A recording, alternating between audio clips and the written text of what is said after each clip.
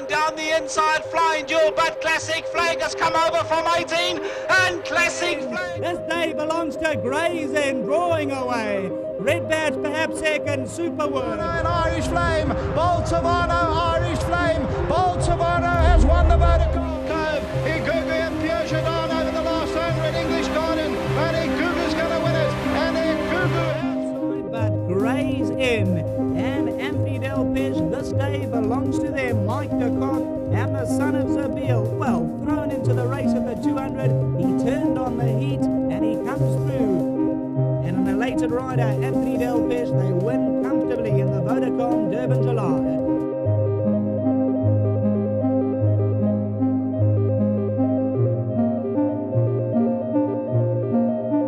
What I love most about riding in the Vodacom Durban July is the atmosphere, the crowd.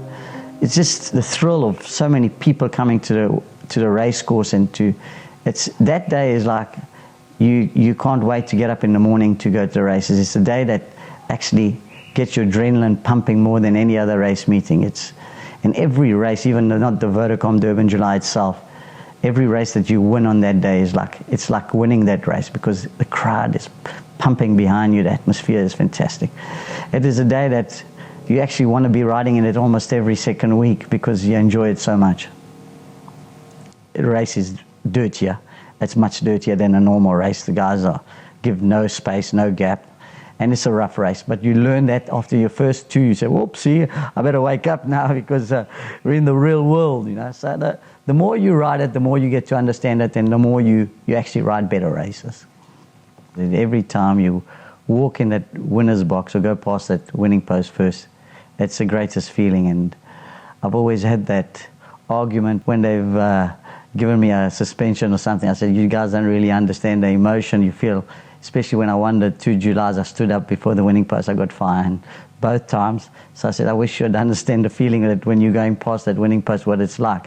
Then you must probably say, I wouldn't be fining you.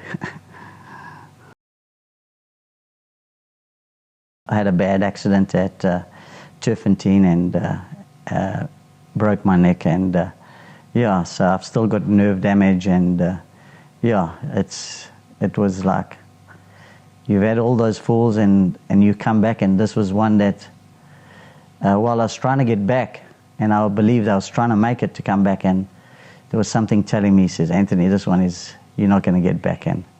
And that's what happened is just, the doctor didn't believe it was safe enough for me to go back in riding. He says it was too dangerous to even think of riding, and I'm still struggling from nerve damage. And yeah, so yeah, it's taken 2 years to struggle. I was probably cried every day.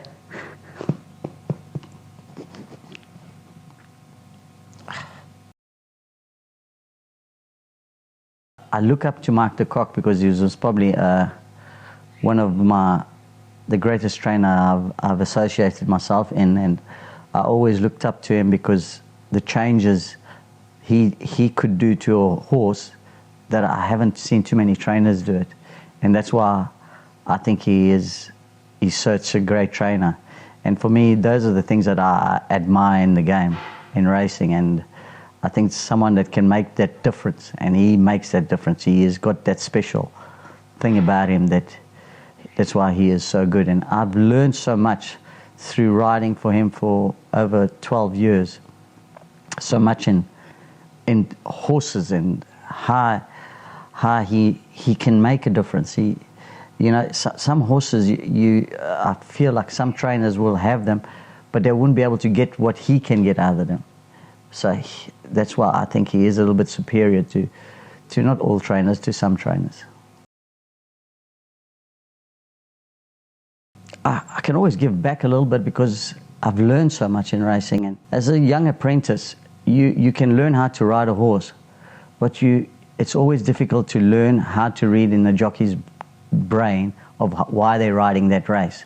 And I think if you can understand why they're riding that race, you can become a better jockey. Your riding style can't make you a good jockey. Your thinking will make you a good jockey. If you can think quicker in a race and you can make the right decisions. And I've always said, try not to be a sheep in a race, because once you're a sheep, everybody follows everybody and everybody pull out and go. Every jockey can do that. But the jockey is the one that makes the right decisions, is the good jockey.